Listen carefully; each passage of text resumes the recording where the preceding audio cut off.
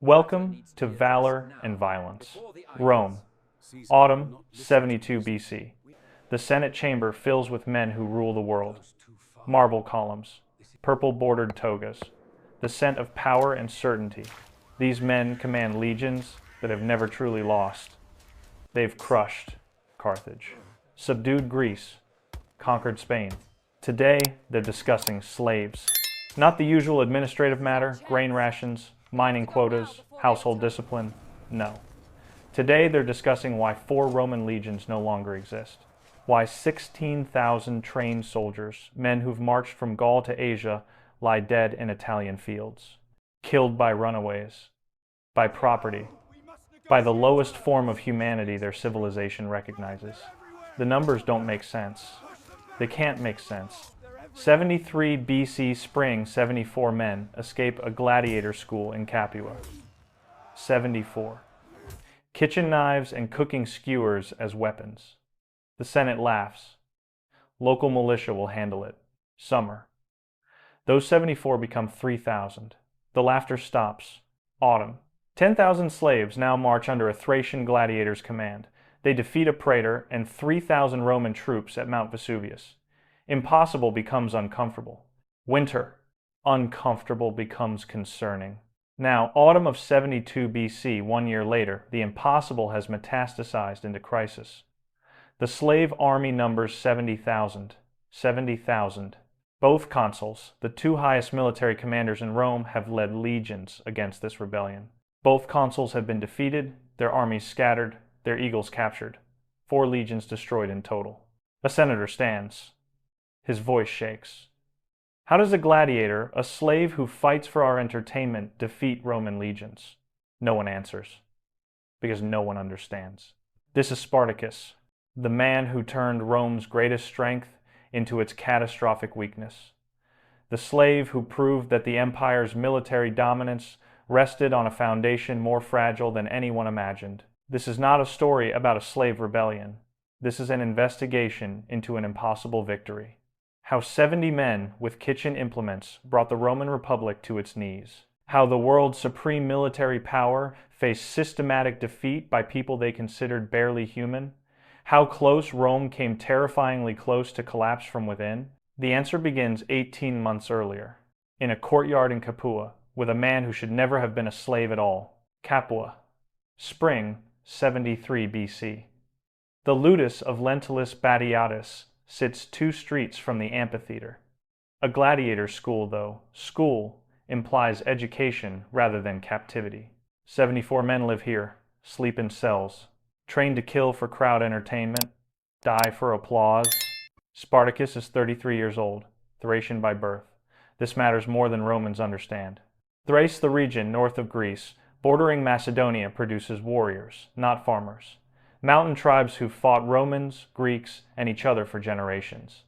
Spartacus served as an auxiliary in Roman armies, before desertion landed him in chains, before the arena.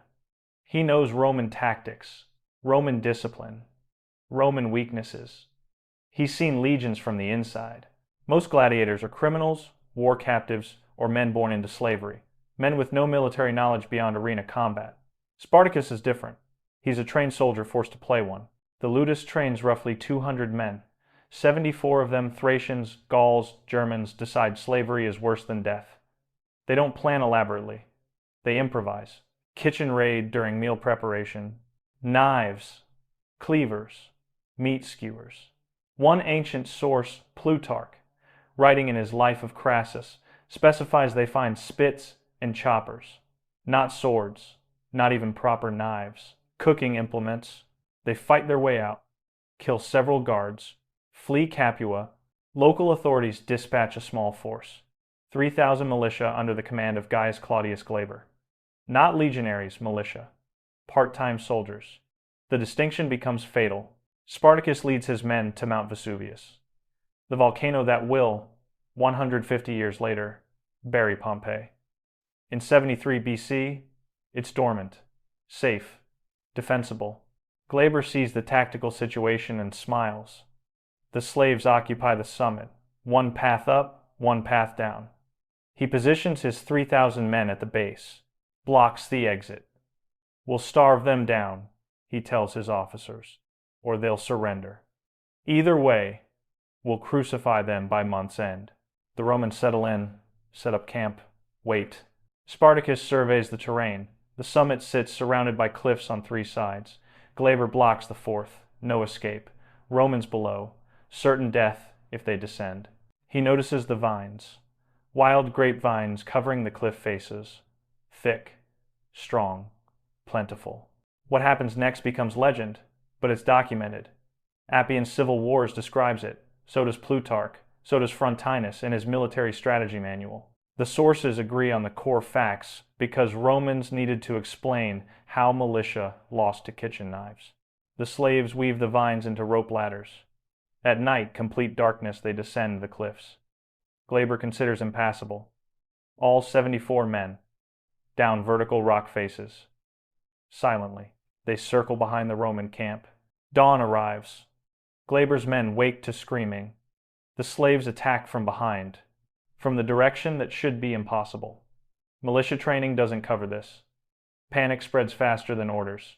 3,000 Romans break, flee, die.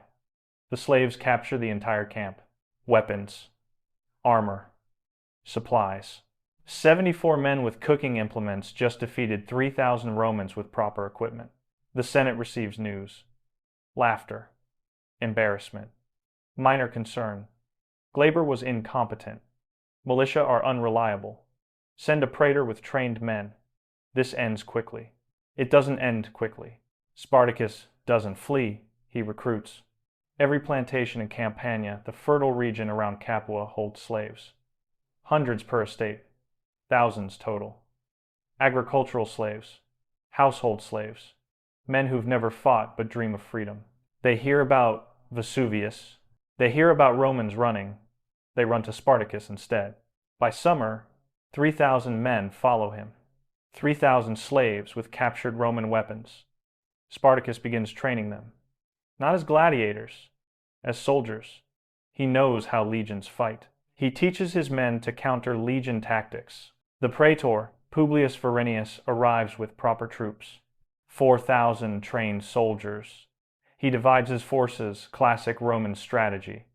Sends his legate Furius with 2,000 men to engage, while he approaches with the other 2,000. Pincer movement. Standard. Effective. Spartacus doesn't fight standard battles. He catches Furius's column on the march. Before they form lines. Before discipline matters. The ambush becomes slaughter. 2,000 Romans dead. Verinius arrives to find corpses, not allies. Verinius retreats, regroups, attacks again, loses again. His army disintegrates. Men desert. Officers flee. The praetor himself barely escapes, leaving behind, Plutarch specifies this detail, his lictors and his very horse, his symbols of authority, his mount, everything. 10,000 slaves now march under Spartacus's command. They've defeated 5,000 Romans in 2 separate engagements. They hold southern Italy, and Rome still doesn't understand what's happening. The Senate debates. These are slaves. Property. They'll collapse under real pressure. Send the legions. They send both consuls, Lucius Gellius Publicola and Gnaeus Cornelius Lentulus Clodianus. 2 men, 2 armies, 2 legions, each roughly 10,000 trained soldiers per consul. 20,000 total. The full military weight of Rome's highest command. Winter, 73 BC. The consuls coordinate their campaign. Gellius from the south, Lentulus from the north. Spartacus trapped between them. Spartacus doesn't get trapped. He moves faster than consuls expect slaves to move. Hits Lentulus before Gellius arrives. The battle near Picenum, modern-day La Marche region, destroys Lentulus's legions. Then Spartacus turns south, catches Gellius at Mutina, defeats him too. Both consuls beaten, 4 legions shattered. In a single campaign season, the Senate chamber in autumn 72 BC, where this story began. The senators stare at maps, at casualty reports, at the impossible. 70 men 18 months ago, 70,000 now. 4 legions destroyed. southern and central Italy under slave control. One senator asks the question. Everyone's thinking, how? The question haunts Roman strategic planning. How does property defeat legions? The answer exists in three parts. First, underestimation. Second, motivation. Third, Spartacus himself. Rome built its military dominance on assumption. The assumption that Roman discipline, Roman training, Roman equipment produce inevitable victory. Against Gauls, victory. Against Germans, victory. Against Greeks, who invented warfare? Victory. The system works. The system always works, until it meets an enemy who knows the system from inside. Spartacus served in Roman auxiliary forces. He marched with legions, watched them train, learned their signals, understood their formations. Barry Strauss, modern historian, author of The Spartacus War, emphasizes this point. Spartacus possessed knowledge Romans never imagined a slave could have. He knew how legions think. More than that, he knew how they fail. Roman legions excel at set-piece battles. Lines of heavy infantry, disciplined advance, coordinated maneuvers.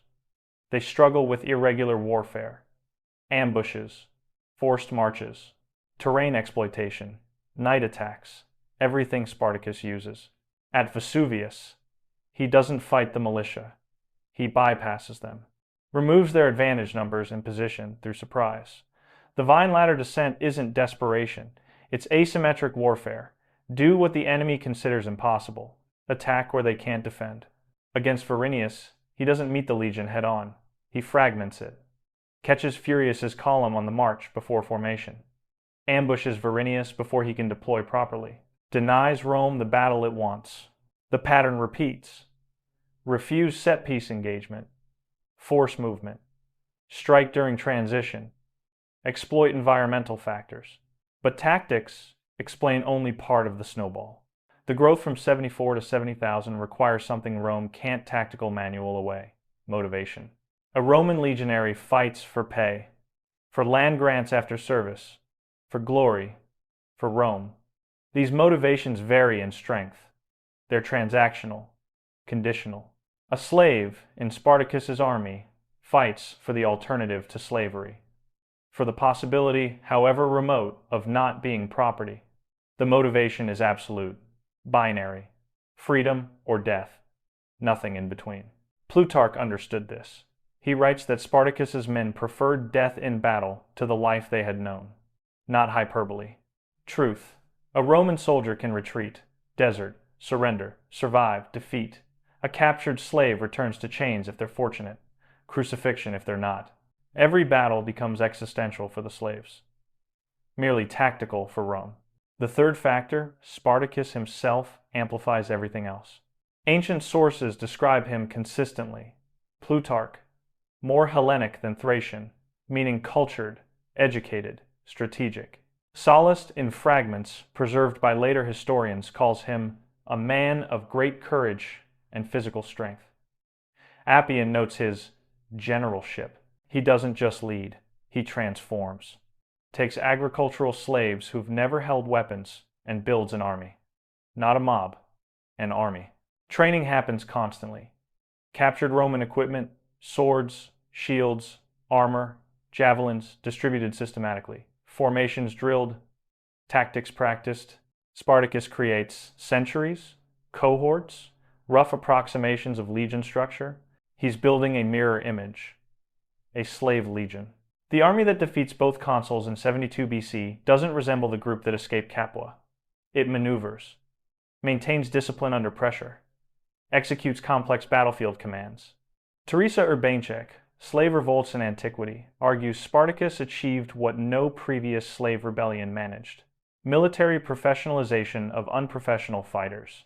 The victories at Mutina and near Picenum showcase this transformation. Both consuls command experienced legions. Both use standard Roman tactics.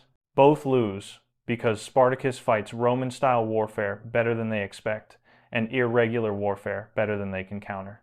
After Mutina, Spartacus controls the Italian peninsula, from Campania to the Po Valley. 70,000 armed slaves. Tens of thousands more in support roles.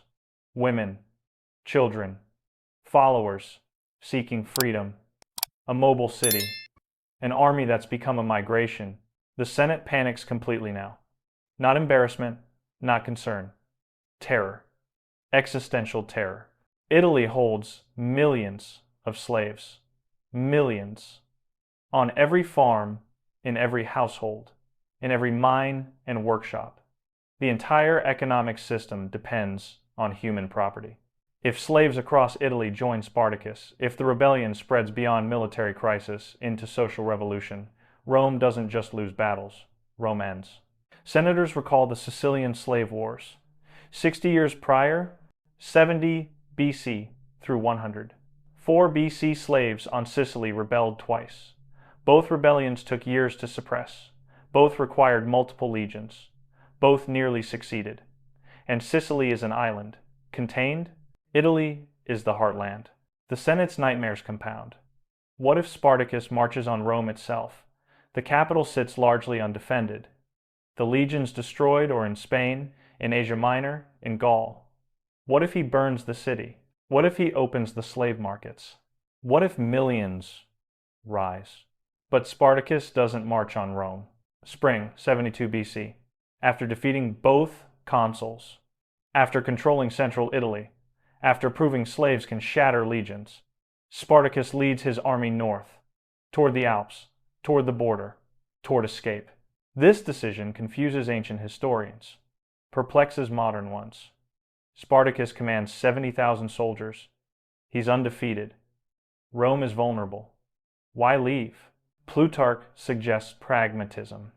He tried to lead them across the Alps, intending that they should go to their own countries, the Thracians to Thrace, the Gauls to Gaul. Disperse, disappear, survive. Others see wisdom. Spartacus knows military history. He knows what happens to slave rebellions. They lose. Eventually. Always.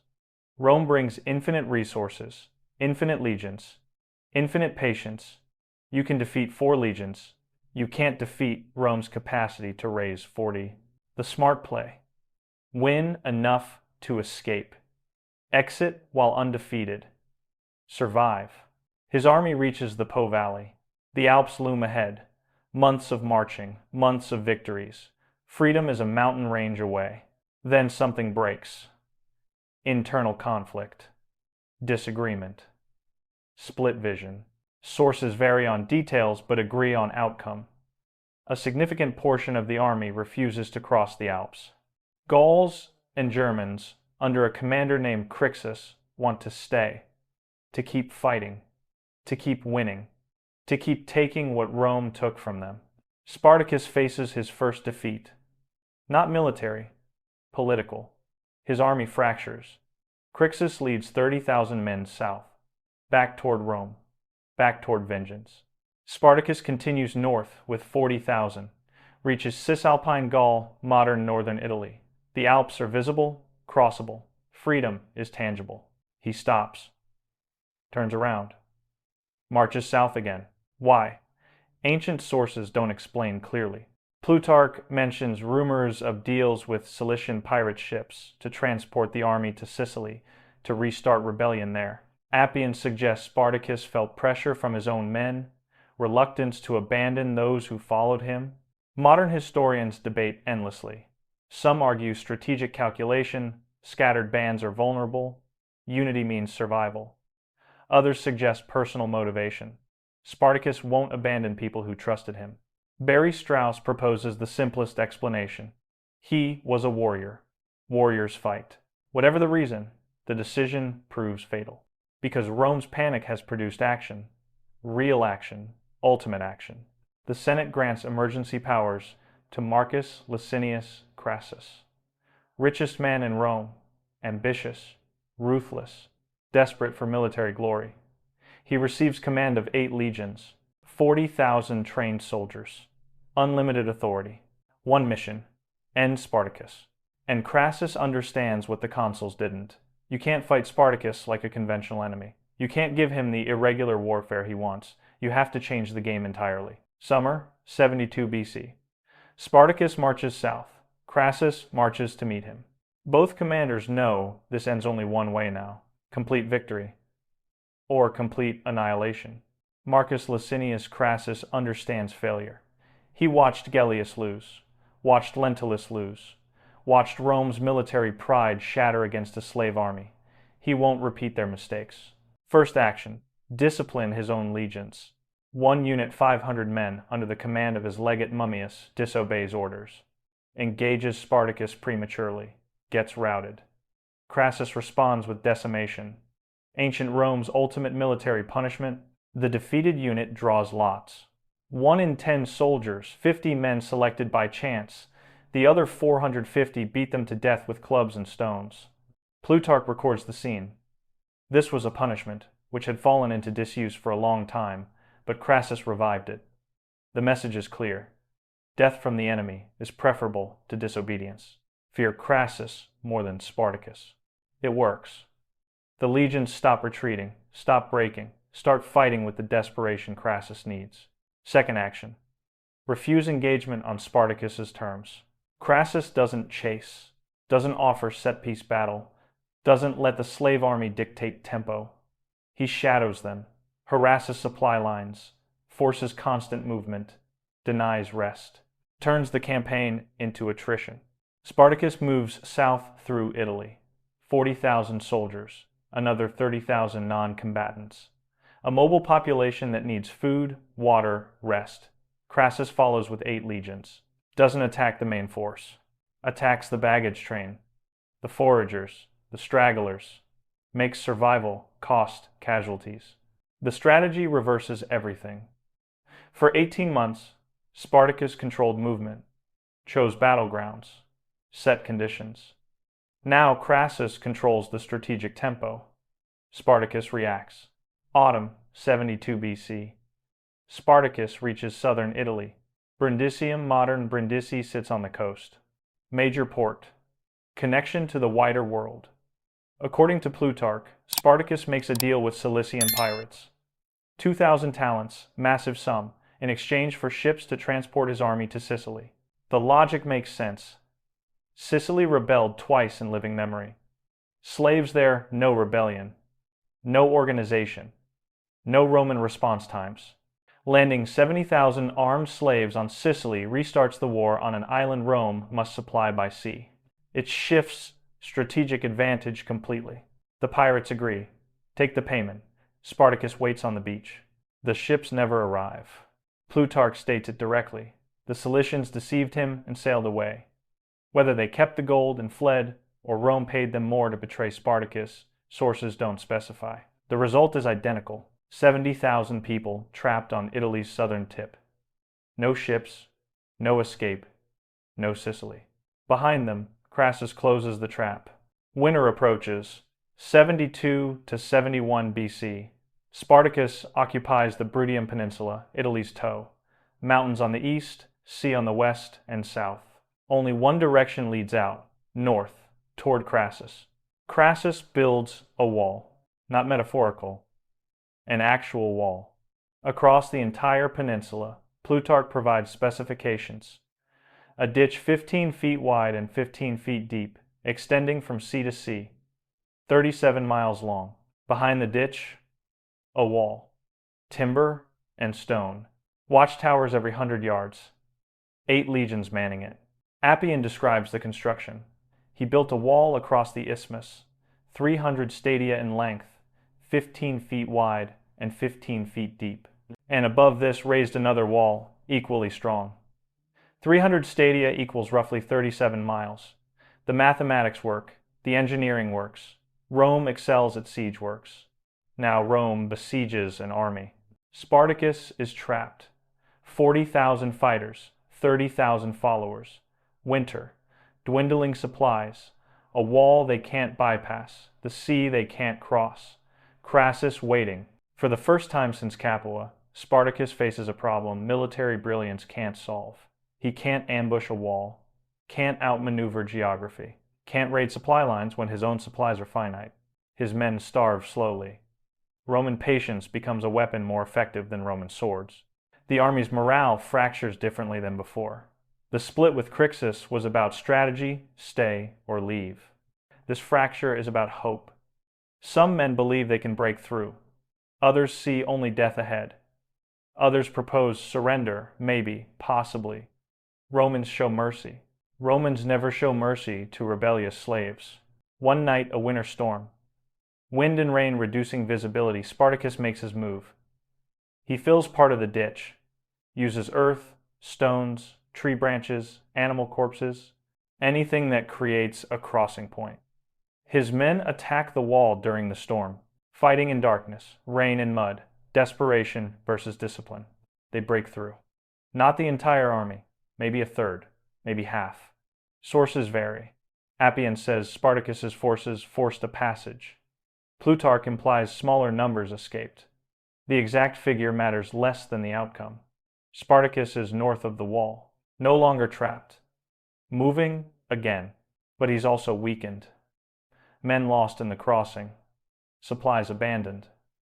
The army that escaped is smaller, hungrier, more desperate than the force that reached Brutium. Crassus pursues immediately. His strategy shifts again.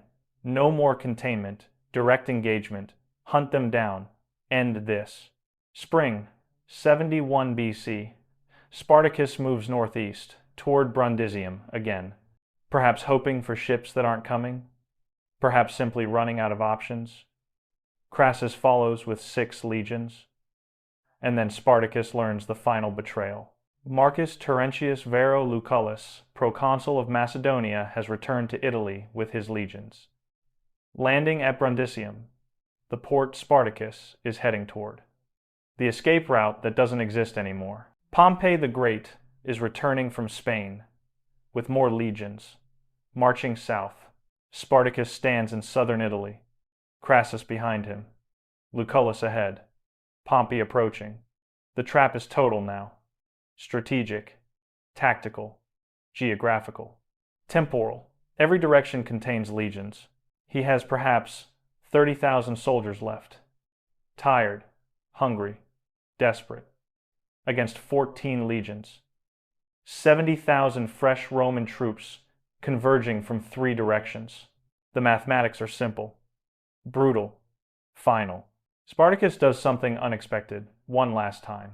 He doesn't run, doesn't try to slip away, doesn't fragment his force for better escape chances. He turns toward Crassus, toward the largest Roman army, chooses the battle himself, one final battle, on his terms, facing the enemy that's chased him for months, not trapped, not ambushed, not starved out, meeting Rome head-on, as an army, as soldiers, as men who choose their death rather than accept it, near the Salaris River, modern Selle River in Lucania. Spring, 71 BC. Spartacus forms his lines. Crassus forms his. 2 armies. 2 years of warfare. One final answer to the question that haunts Rome. Can slaves truly fight as soldiers? The answer comes, written in blood. The Salaris River. Spring, 71 BC. Dawn breaks over 2 armies that shouldn't exist, facing each other. Spartacus stands before 30,000 men. Former slaves, current soldiers. They've marched hundreds of miles, defeated multiple legions, survived 2 years of continuous warfare. They know what awaits them. Capture means crucifixion. Retreat means pursuit. Forward is the only direction that offers dignity.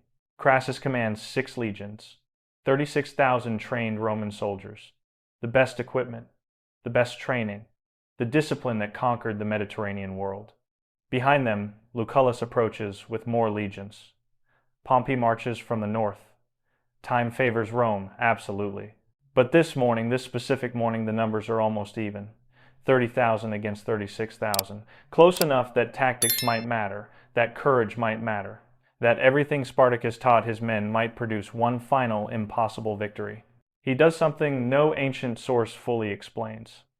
He kills his horse, right there, in front of his army, his personal mount, the symbol of command. Plutarch records the moment. When his horse was brought to him, he drew his sword and killed it, saying that if he won, he would have many fine horses from the enemy, and if he lost, he would have no need of a horse. The gesture is everything.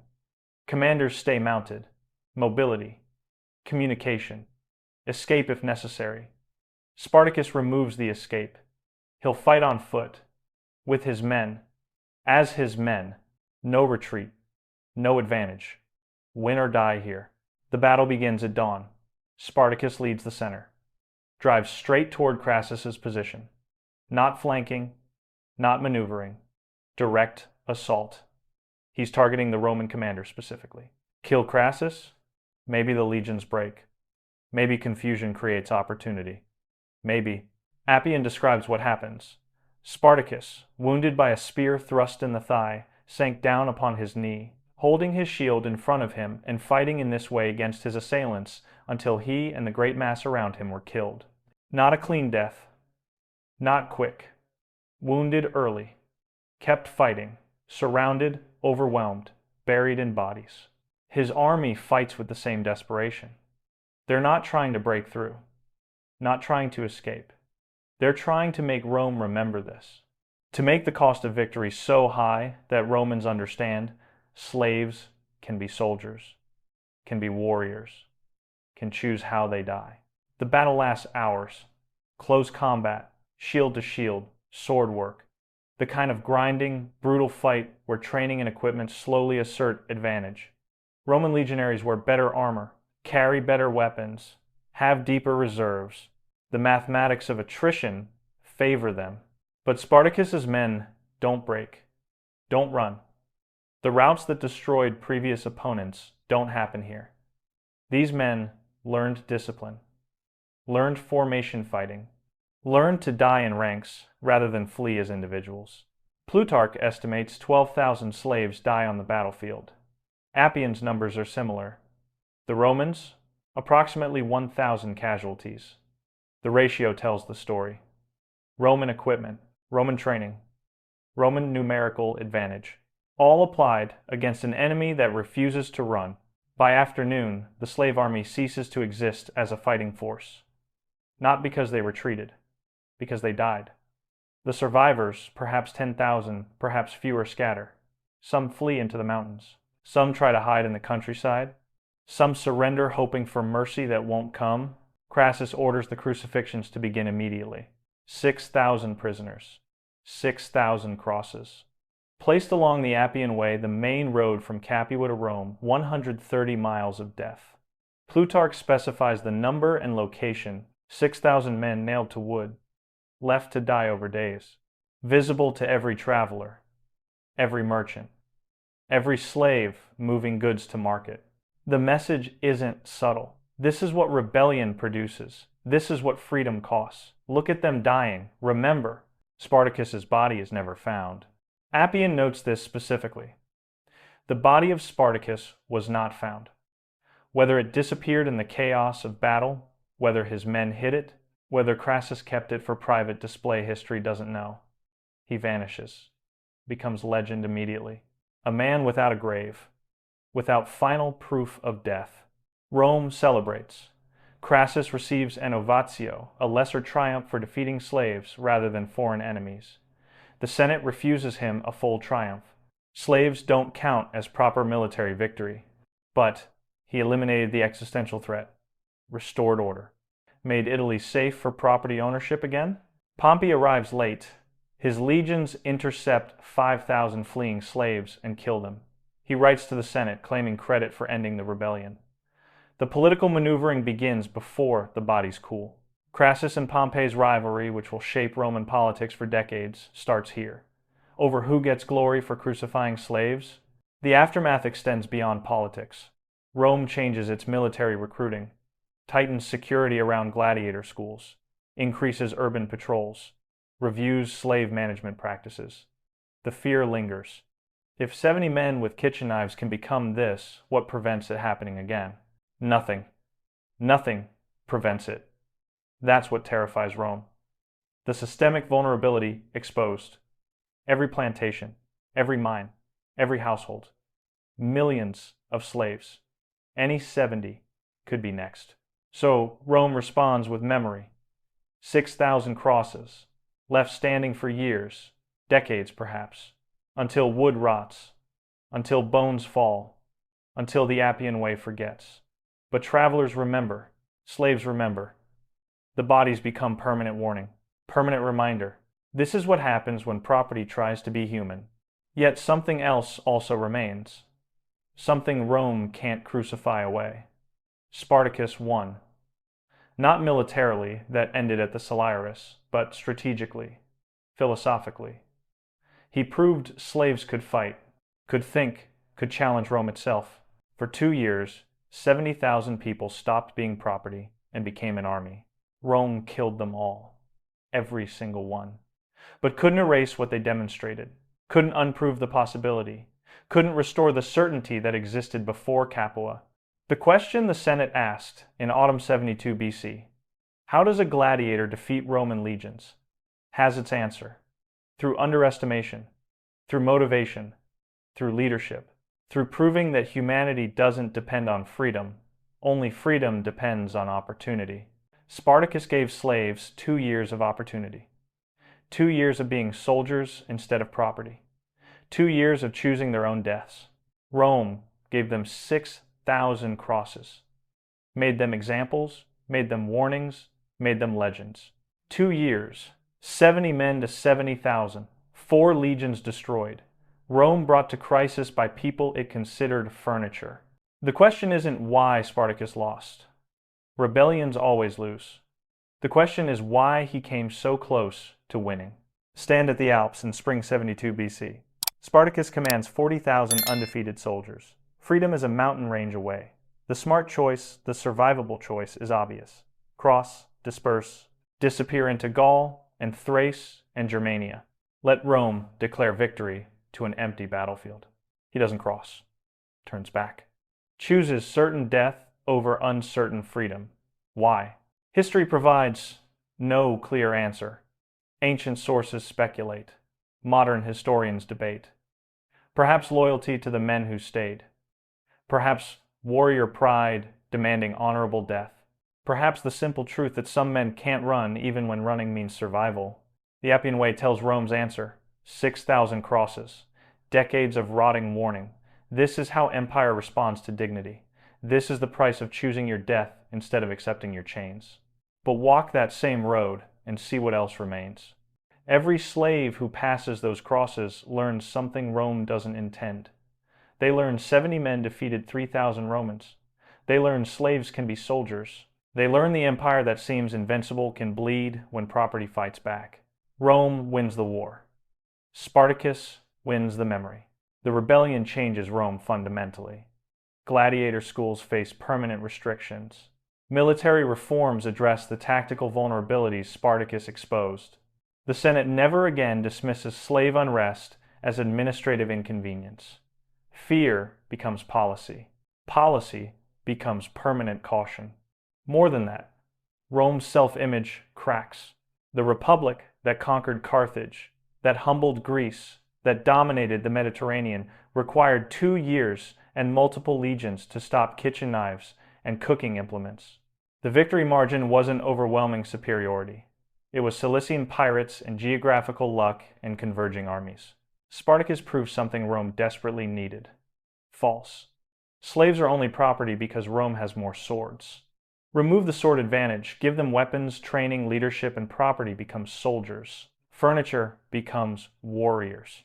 The distinction between free and enslaved is force, not nature. The Roman philosopher Seneca, writing a century later, reflects on this, on slavery, on humanity, on the arbitrariness of status.